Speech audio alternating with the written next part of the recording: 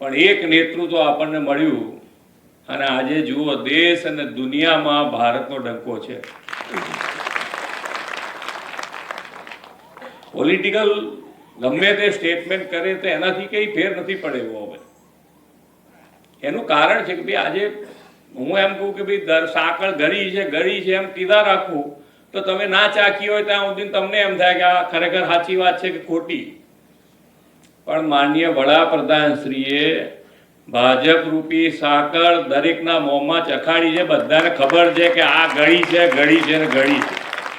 એટલે દરેકે દરેક યોજના સરકારી જેટલી પણ યોજના બનાવી છે એ બધી યોજના તમારા સુધી પહોંચાડી છે. એનો લાભ તમને મળ્યો છે અને એટલે આજે બધાનો વિશ્વાસ વધતો ગયો.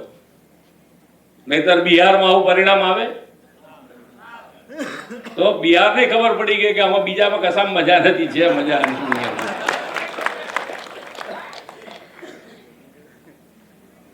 રોજ બરોજ તમે જુઓ તો વિશ્વાસ વધતો જ જાય છે.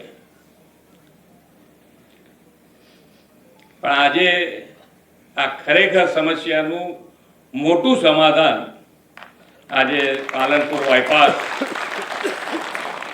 ખૂબ સારી રીતે શરૂ થયો છે. કેટલા મહિનાનો ટાઈમ લિમિટ આપી છે કલેક્ટરશ્રી? 1.5 વર્ષ. એટલે અમારે પાછું લોકાર્પણ કરવા અમારે આવવાનું પાછું. એવી કાર્ય પદ્ધતિ તમે જુઓ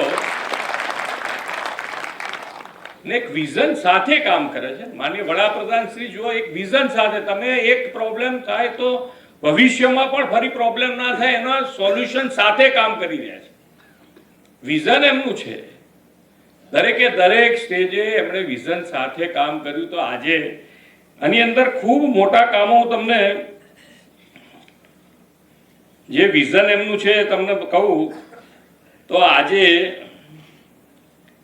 વિશ્વનો સૌથી મોટો રિન્યુએબલ એનર્જી પાર્ક ગુજરાતમાં બની રહ્યો છે. સૌથી મોટો, વિશ્વનો સૌથી મોટો રિન્યુએબલ. એશિયાનું સૌથી મોટું ગ્રીનફિલ્ડ સિટી એ આપણા ગુજરાતમાં ધોલેરા બની રહ્યું છે.